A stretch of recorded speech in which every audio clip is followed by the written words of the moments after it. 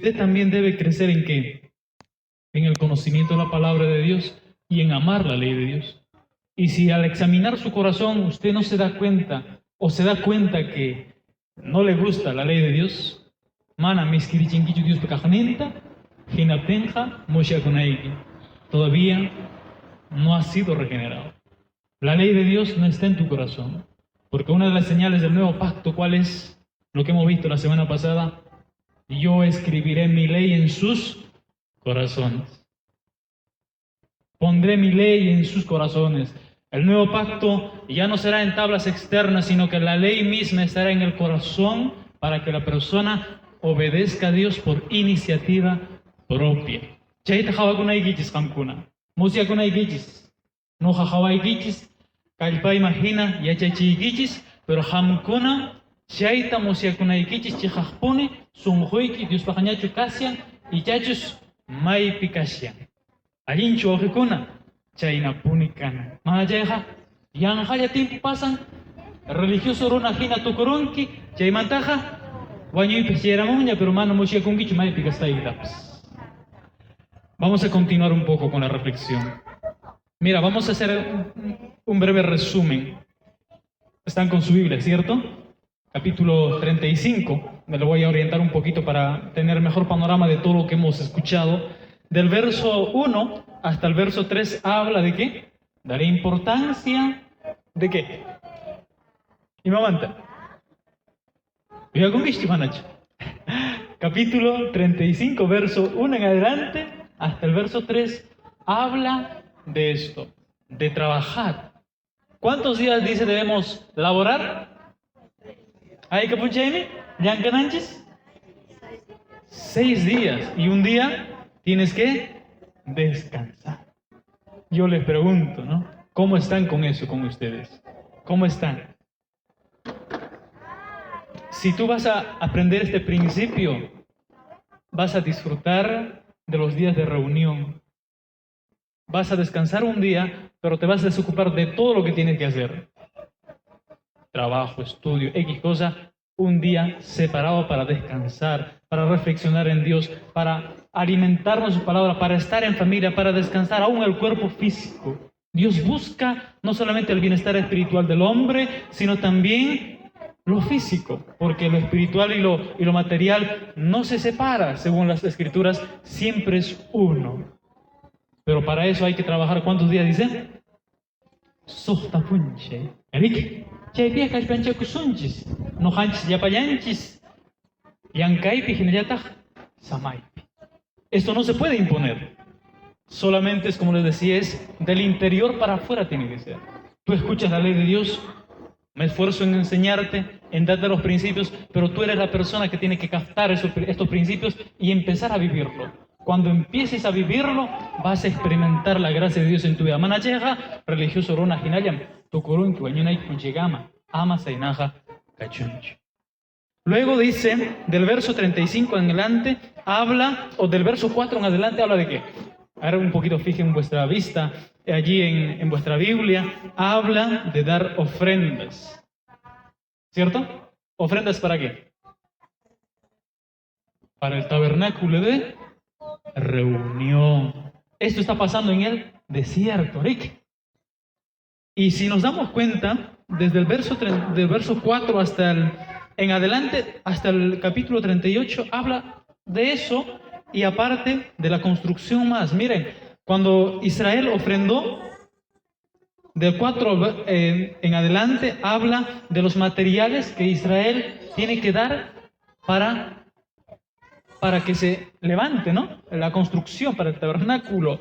Si nos damos cuenta, miren, en su Biblia, del verso 10 en adelante, si estás siguiendo, habla de que del hombre que también allí va a participar para construir. Entonces, aún, mira, los hijos de Israel dieron de sus propiedades para la construcción del tabernáculo como ofrenda, pero también hubo personas que laboraron con eso. ¿En qué estamos aprendiendo esto? Que también nuestro tiempo, el dar, eso también cuenta como una ofrenda. Esa sería ofrenda, digamos, de mano voluntaria, podemos decirlo. Después del verso 20 en adelante vemos lo que el pueblo de Israel ofrenda hasta el verso 29, del verso 30 al 35, habla de dos personas en especial. ¿Quiénes? Bezaleel, Aholiab. Ellos lideraron la construcción del tabernáculo, no solo él, ¿cierto? Otras personas a quienes también Dios había puesto esa habilidad en sus corazones, esa capacidad que yo les había dado. Y si pasamos leyendo toda esa sección, nos topamos con el capítulo 36 del verso 36 al 7. ¿Cuál es la novedad? Israel ofrenda más de lo que se había requerido. Si seguimos avanzando del 36, del verso 8 en adelante, hasta el 38, verso 20, donde hemos leído, habla de la construcción de cada parte del tabernáculo, de cada detalle. ¿Se dan cuenta? Esto, terminando con el altar de holocausto y con el atrio del templo, o en ese momento del tabernáculo. ¿Está bien? Ahora, de toda esa sección quiero hablar algo en particular y quiero enfocarme en el capítulo 35. Puedes observar en tu Biblia, capítulo 35, verso 4 al 9, y quiero que de allí podamos nosotros sacar la enseñanza para hoy y enfocarnos lo mejor posible allí. ¿Ya tiene? ¿Ya Hanech? Éxodo, capítulo 35, verso 4 al verso 9. Vamos a leerlo. Dice: y habló Moisés a toda la congregación de los hijos de Israel, diciendo: esto es lo que Jehová ha mandado. Tomad entre vosotros ofrenda para Jehová.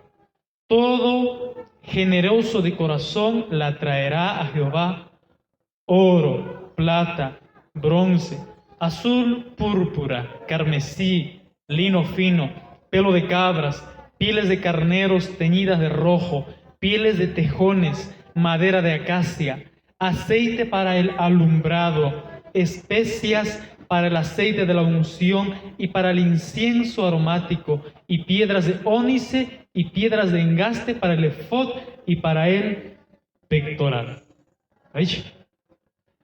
De toda esta sección vamos a aprender, mira, ¿por qué debemos ofrendar? ¿Para qué se debe ofrendar? Pero a la vez también allí se ve con cuál motivación la persona debe ofrendar y ¿qué más? ¿Y qué es lo que se debe ofrendar? En esos detalles vamos a reflexionar y vamos a extraer principios. Miren, si esta sección hemos leído del verso 4 al 9, según lo que nosotros hemos leído, este tipo de relato que dice: esto es lo que Jehová ha mandado, tomad entre vosotros ofrenda para Jehová, todo generoso de corazón la traerá. ¿Les recuerda alguna otra sección o no? Más antes, las semanas pasadas que hemos leído, ¿nos hemos topado con esto o no? Y Chavanacho. Sí, ¿no es cierto? No es la primera vez. Si recordamos un poquito, Dios ya había instruido de manera similar esta misma instrucción, pero ¿en qué momento? ¿Antes de qué? De un gran evento que pasó en Israel. ¿Cuál? Pero un evento negativo.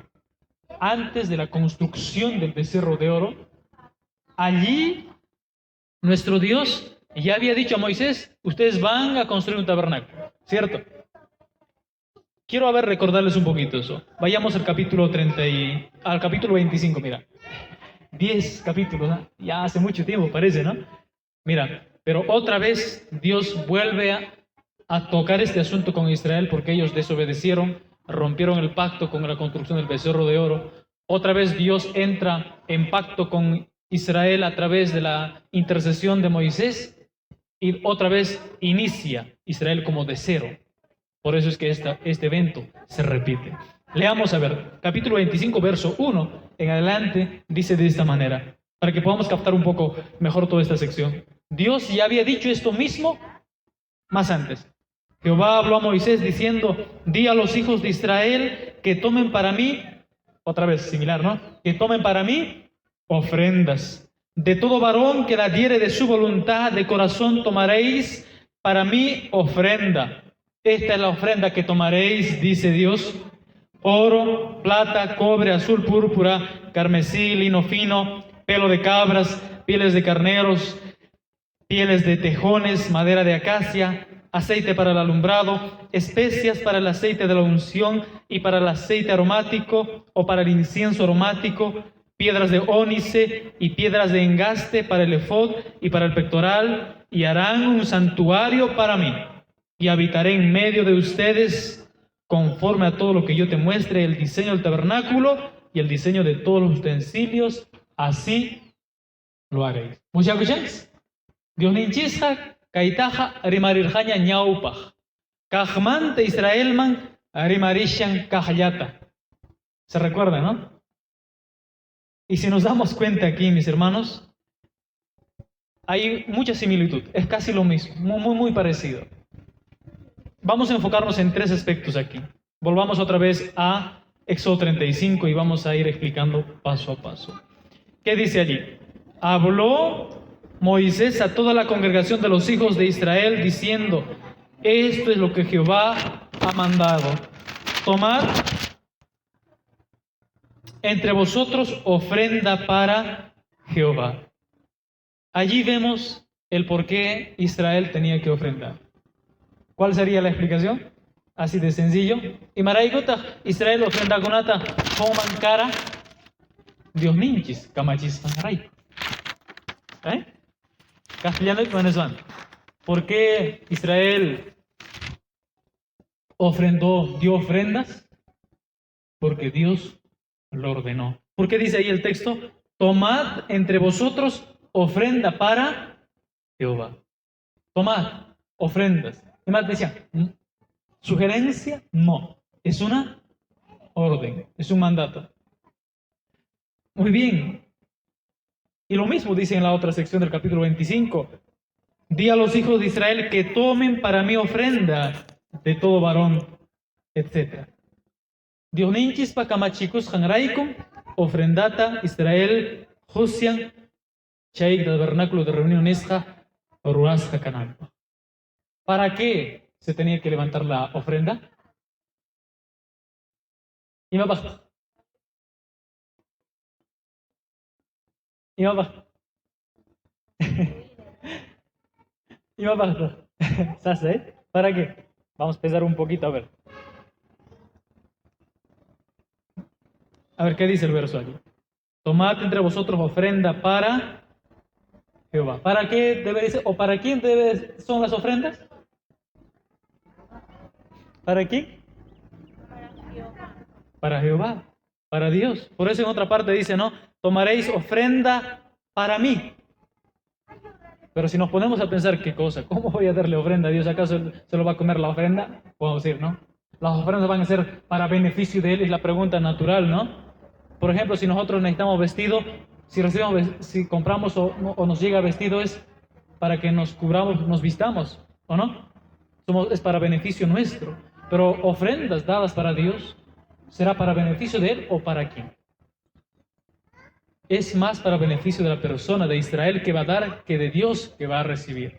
Por eso es que hay que recordar esta parte en capítulo 25, dice, y harán un santuario para mí y habitaré en medio de ustedes. Por eso es que Dios dice, las ofrendas son para mí, pero eso está destinado ¿para qué? Para que se construya el tabernáculo de reunión. Y cuando eso suceda, Dios estaría ¿dónde? ¿O con quiénes? Yo habitaré en medio de ustedes, en medio de Israel.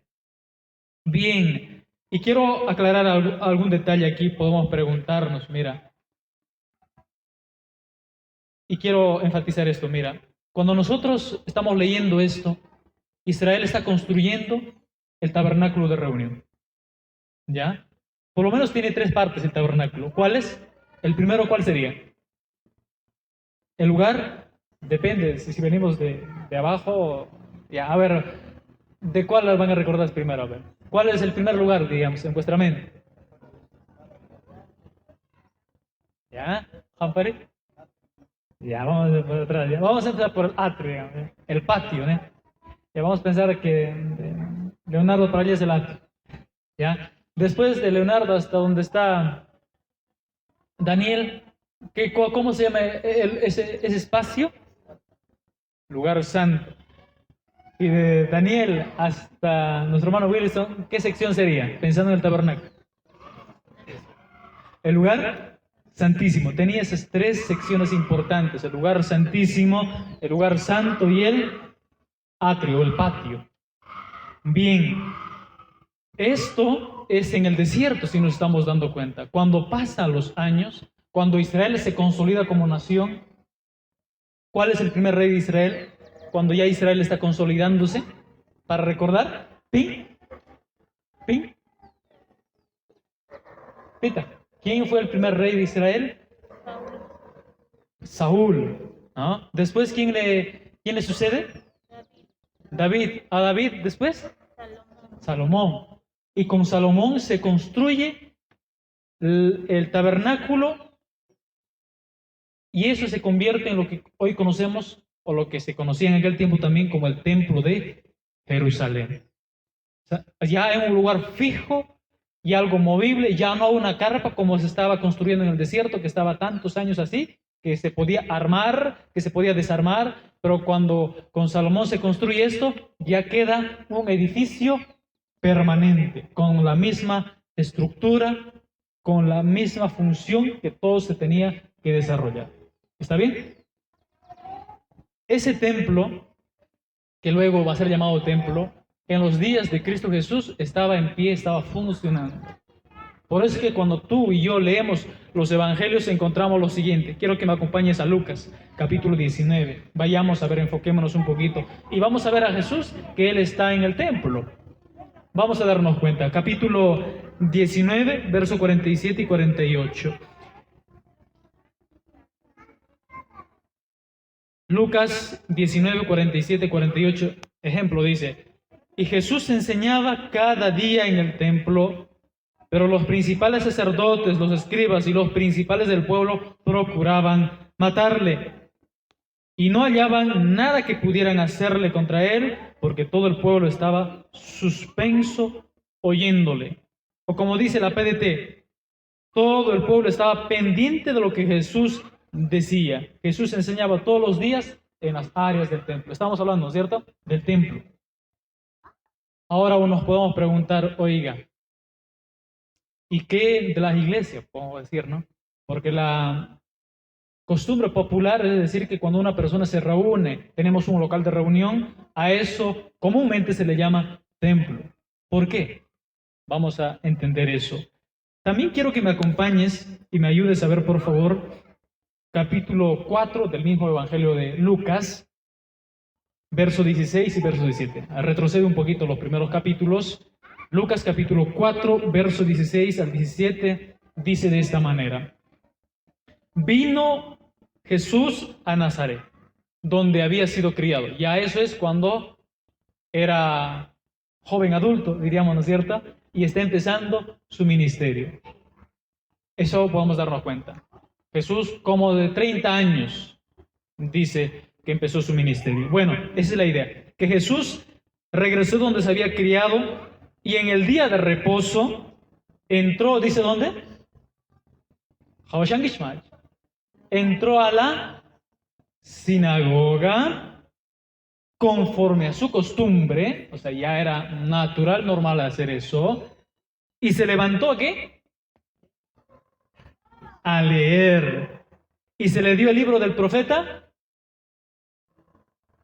Nahum. Isaías, correcto. Y habiendo abierto el libro, halló el lugar donde estaba escrito, y ahí cita la profecía y dice que se aplica a él esa profecía. ¿Qué estamos viendo aquí? En los días de Jesús ya existía el templo, pero también ¿qué existía? Según lo que hemos visto este verso. ¿Y más extraña? El verso 30 a ver, el 16, ¿no? ¿Qué cosa existía? ¿Dónde Jesús fue un día de descanso? Viajas para Chayponcho, tu cuidan que lo hablamos, ¿nicho? Me dijo, y pobres Chayponcho, ¿ni chancho? Mano, Mari. ¿Y matan decían mí? Jesús fue a una sinagoga, a un servicio a un culto, diríamos en nuestros días, comparándolo, y él fue invitado para hacer la lectura bíblica pública. Una sinagoga. La sinagoga con el templo son dos cosas totalmente diferentes, ¿está bien? Y usted y yo no debemos confundirlo, porque lo popular es eso, y nosotros no debemos caer en ese error. Si has venido aquí este día, por lo menos vas a aprender esto. El templo era único en Israel. Estaba prohibido para Israel hacer otra réplica del templo con todas las medidas, con todo lo que vemos específico ahí, y hacerlo otro en algún rincón dentro de Israel. Prohibido. Por eso solamente el templo estaba en Jerusalén y era único, un solo lugar para toda la nación de Israel, y allí se conmemoraban las festividades como Pascua, panes sin levadura, Pentecostés. Por eso cuando leemos Hechos capítulo 2, venían judíos de toda la nación de la tierra en Pentecostés. ¿Por qué? Porque estaban congregados a memoria de eso. Y el resto de las festividades como Día de la Expiación, Tabernáculos, etc. Ahora, ¿qué de las sinagogas? Las sinagogas fueron diseñadas por Israel, por el pueblo, por los líderes, para que funcionen de manera permanente, diríamos, en cada pueblito dentro de todo el territorio de Israel. Allí los hijos de Israel durante el año, porque no todo el año son fiestas solemnes, ¿no? Son eventos especiales solamente. Entonces ellos podían reunirse cada día de descanso, cada semana, para las reuniones de oración y para el estudio de las escrituras, se reunían en las sinagogas. ¿Qué quiere decir eso? Oasi chakunapi. Pero una chaku kasama ginas, saco. Al estudiar esto hace un tiempo atrás descubrí esto. Por lo menos si había 10 familias en determinado sector, era necesario construir una sinagoga. Interesante, ¿no? Era necesario. ¿Por qué? Para que se reúnan, para que estudien la escritura, para que oren así. Pero este no es el templo. Clarísimo, ¿no es cierto? ¿Cómo aplicamos esto? ¿Cómo lo llamamos a la infraestructura de las iglesias locales de estos días? No es el templo, en absoluto. Si usted dice que es el templo o sugiere a otros esto, estaríamos engañando a nosotros mismos y haciendo creer a las personas algo que no es. Más bien, la infraestructura de las iglesias locales es muy similar al de las sinagogas. Muy similar. Ese local solamente varía el nombre: casa de reunión, casa de estudio, casa de oración. Chay. Eso pueden captar. ¿Por qué hago énfasis en esto? Porque vivimos en ese dilema, ¿no? El templo, ¿no? Templo, ¿no? Pero estamos confundidos. Son como prototipos sinagogas, todas las iglesias evangélicas, sus infraestructuras. Por eso es que también se sigue mucho ese protocolo de esa costumbre que había dentro de la sinagoga. Por eso hay enseñanza, hay una prédica. También, ¿qué cosa hay? Hay lectura de la Biblia, porque ya había esa costumbre. Esa misma costumbre, la iglesia evangélica peruana adopta muy similar a de los primeros siglos todavía. Por eso enfatizamos mucho en esto. ¿Entendido, hermanos? ¿Ya? Ama chena panta suñacho, erima ininchiswan. Otro detalle que quiero continuar con toda la sección que estamos aprendiendo. Miren, ¿qué más dice? Dios ordena a Israel y le dice: tú tienes que traer ofrendas para mí, para Jehová. Y ahí nos preguntamos también, ¿qué tipo de ofrendas Israel iba a dar? Oro, ¿qué más? Plata, bronce, azul, púrpura, carmesí, etcétera, piedras de ónice y piedras de engaste para el efod y para el pectoral. O sea, para todo el tabernáculo de reunión, para la construcción, pero también todo detalle, aún la vestimenta de los sacerdotes, todos los detalles ahí, Israel tenía que ofrendar. Pero dice allí, ¿cuál es la motivación para que Israel ofrende allí?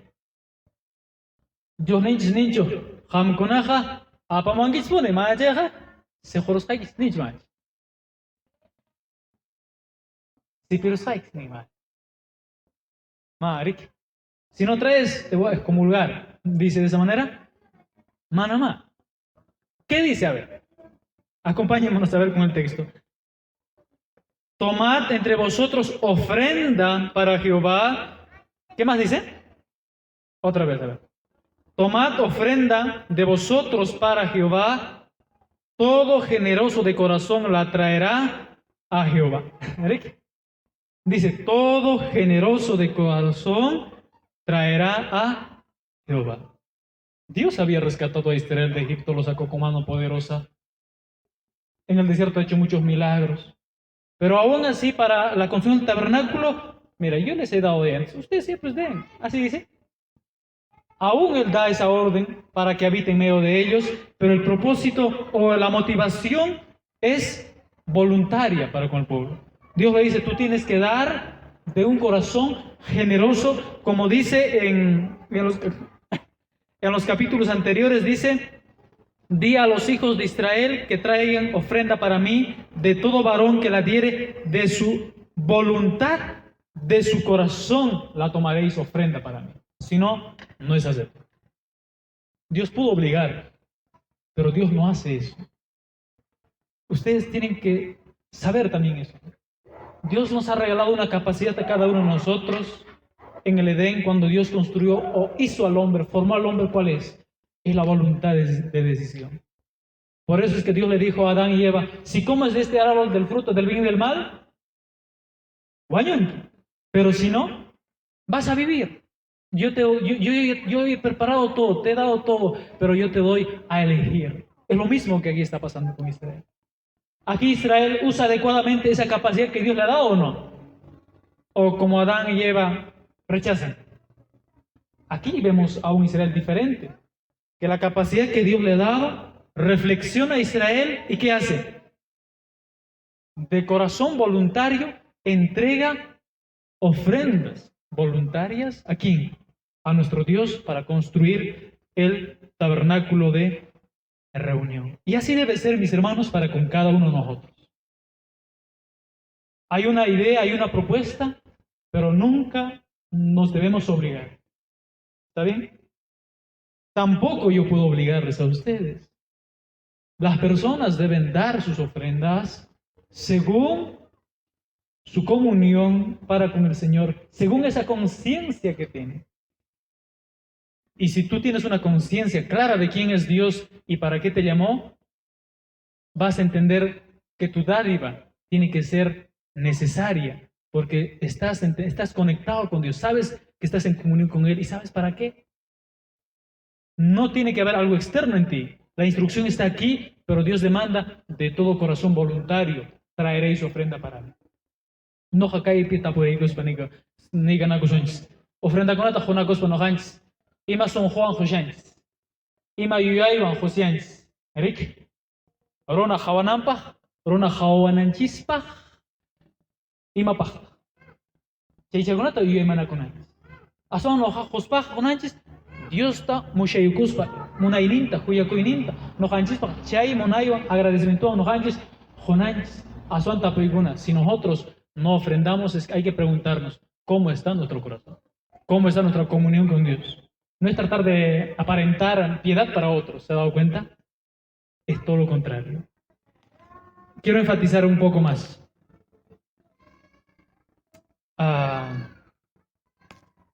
Cuando Israel dio esto, ¿qué pasó? Ya sabemos qué es lo que dieron ellos. Dieron oro, plata, todo eso, ¿no? Eso es lo que ellos ofrendaron, lo que se debía ofrendar. ¿Por qué? Porque más antes Moisés ya le dijo, se requieren estos materiales para construir el tabernáculo de reunión. Se requiere esto para cada área, para cada detalle. Runaja, yachesja, imapaj, necesita cosjanta. Chay, jawasjanku magina, kapusja magina paikuna, aparjaku jonampa. Vamos al capítulo 36. Enfoquémonos en el verso 2 en adelante. Después de que Moisés da la instrucción para que Israel dé las ofrendas, ocurre algo importante. Después de que Israel ya tiene líderes, ¿no? Aholiab Bezalel y otros tantos para que construyan el tabernáculo de reunión, ¿qué pasa? Si nos damos cuenta, Israel da. Vamos a leer. Moisés llamó a Bezalel, Éxodo 36, 2 en adelante al 7, dice, Bezalel, o llamó Moisés a Bezalel y a Joliab y a todo varón sabio de corazón, en cuyo corazón había puesto Jehová sabiduría, todo hombre a quien su corazón le movió a venir a la obra para trabajar. Todo voluntario, ¿se dan cuenta? Es bonito eso, ¿no? Es hermoso cuando ya todos nos unimos, ¿se dan cuenta? No está uno rogando, y por favor, como si no, vamos a estar graves si no vas a colaborar. No está diciendo así, ¿no? Hay que aprender eso, es bonito, ¿no? Cuando una persona tiene esa comunión con Dios, valora a Dios, este tipo de corazón va a tener. Si alguien no valora eso es porque algo está fallando, porque está en problemas con Dios. Esa es la razón primaria. Luego dice, tomaron delante de Moisés toda la ofrenda que los hijos de Israel habían traído para el servicio del santuario a fin de hacerla. ¿Quiénes administraban? ¿Quiénes estaban recibiendo? Había Bezaleel y Aholiab y otros hombres más parecidos. ¿No es cierto? Muy bien. Después, ¿qué más dice? Israel seguía trayendo ofrenda voluntaria cada vez que se recordaba, dice.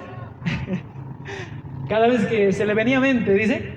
No, Israel trajo ofrenda voluntaria cada mañana. Tanto que vinieron todos los maestros que hacían toda la obra del santuario, cada uno de la obra que hacía, y hablaron a Moisés diciendo, el pueblo trae mucho más de lo que se necesita para la obra que Jehová ha mandado que se haga. Entonces Moisés mandó pregonar al campamento diciendo, ningún hombre ni mujer haga más para la ofrenda del santuario, así que le impidió al pueblo ofrendar más, pues tenía material abundante para hacer toda la obra y sobraba.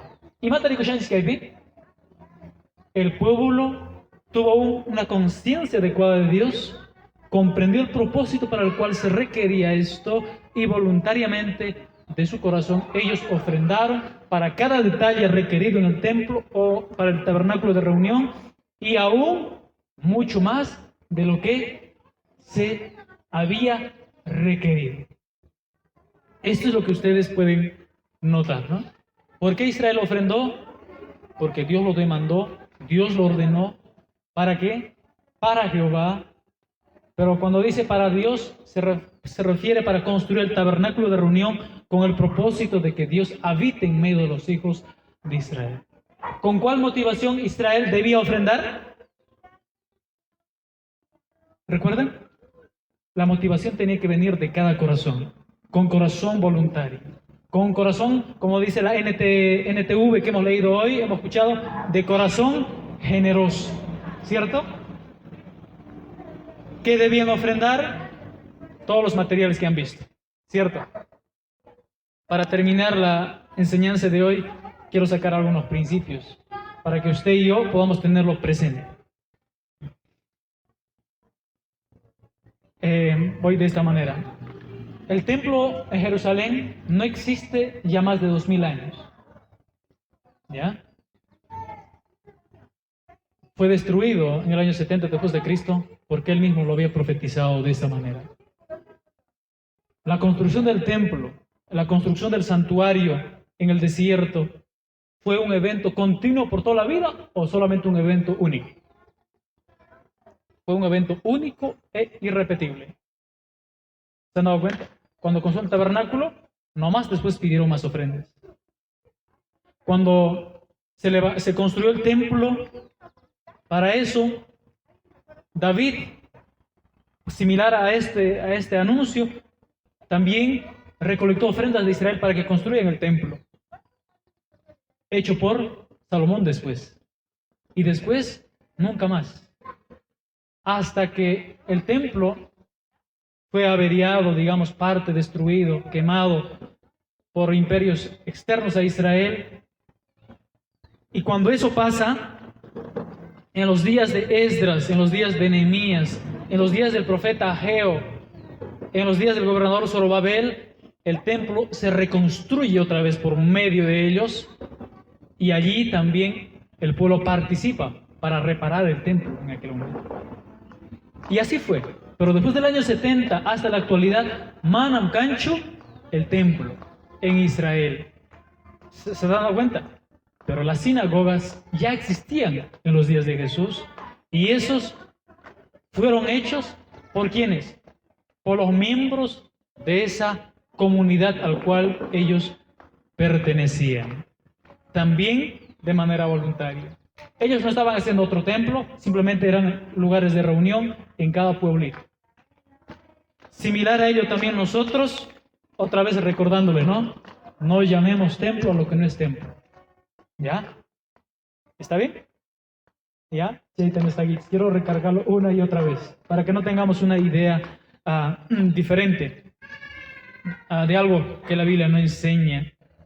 Entonces nosotros, por ejemplo, si nosotros queremos hacer actividades como iglesia local, por ejemplo, nosotros tenemos algunas necesidades ya dichas, ¿no es cierto?, que están entre ustedes.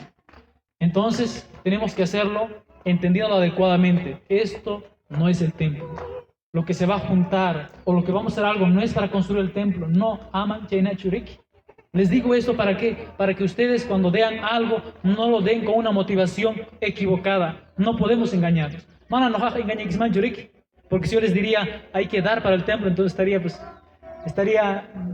no podría decirlo eso, porque la escritura no enseña.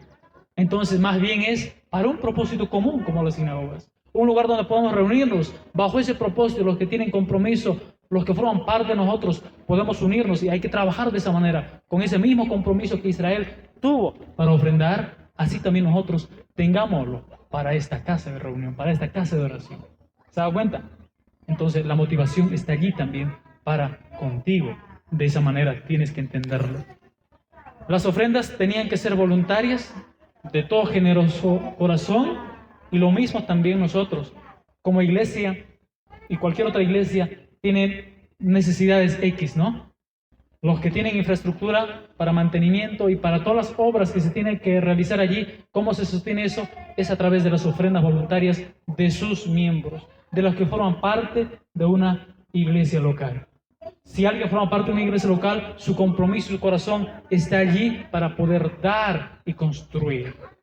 No podemos obligar al vecino que está aquí para que colabore con nosotros, porque no forma parte de nosotros. Este requerimiento es ¿para qué? Para los que forman parte de una congregación local, o los que podamos ser amigos, ¿no es cierto? Los que entienden ese propósito, porque las ofrendas que dio Israel, Dios no le requirió a Moab, ¿se han dado cuenta? Dios no lo requirió a los egipcios, sino ¿a quién? A Israel, para ese propósito. De manera similar, como iglesia local, para todas las necesidades que hay, ¿de dónde viene la fuente de sostén? Es de sus miembros. No hanchis mantari. ¿No es cierto? Porque es allí donde nos conocemos como hermanos, nos nutrimos, nos enseñamos las escrituras. Ahí es como una familia, pues. Entonces, de eso es responsabilidad comunitaria, diríamos de esta manera. Mis hermanos, quiero que nosotros podamos entenderlo de esta manera. Cuando usted dé u ofrende, hágalo con esa conciencia. Hazlo como para el Señor, teniendo las cosas precisas. ¿Por qué estoy dando? ¿Para qué estoy dando? ¿Cómo está mi comunión con Dios? Todas esas cositas tenemos que examinarlas cada uno de nosotros. Por eso es que en una parte, cuando Jesús estaba enseñando en el templo, dice, a la tesorería, dice, una caja, ¿no? Allí muchas personas iban y ponían, dice, sus ofrendas, ¿no? Para el mantenimiento del templo. Eso era en aquel momento. Todos ponían, dice, los que tenían posesiones económicas seguramente ponían mucho más, ¿no? Cada uno daba según su ingreso económico, diríamos. Pero apareció una mujer, dice, anciana, viuda, ¿no? Y dice, dio pequeñas monedas, ¿cierto? Jesús estaba enseñando, estaba ahí con otras personas, vio ese acto y ¿qué dijo? Mira, la mujer dio todo lo que tenía. Su ofrenda es es invaluable.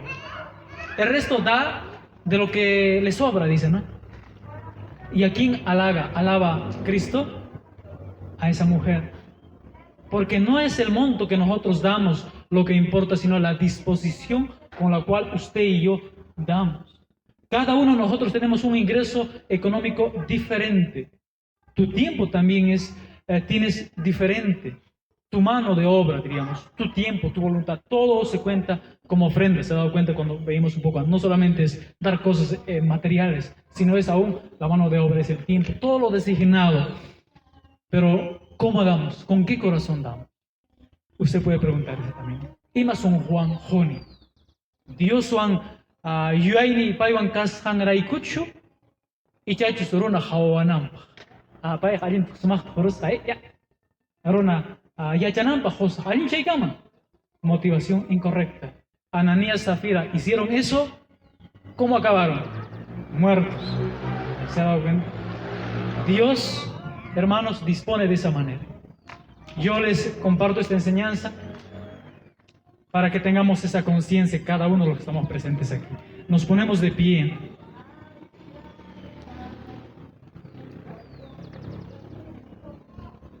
No somos una iglesia en la cual pedimos dinero a las personas. ¿Se han dado cuenta? Los que nos conocen desde un principio. No estamos detrás de las personas diciendo, oiga, da. Enseñamos esto. Muchas veces yo les he enseñado esto. Y la cuestión ahora es preguntarte tú, desde el principio, ¿qué tipo de corazón tienes? ¿Cuál es tu disposición?